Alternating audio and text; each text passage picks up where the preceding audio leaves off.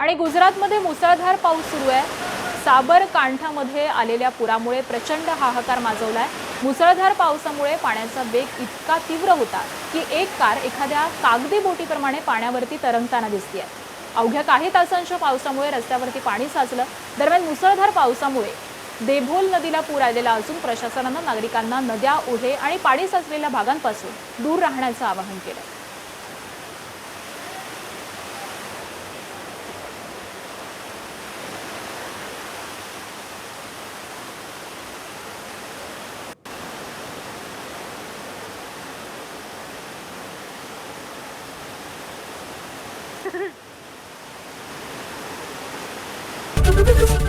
ABP माझा, उघडा डोळे बघा नीट।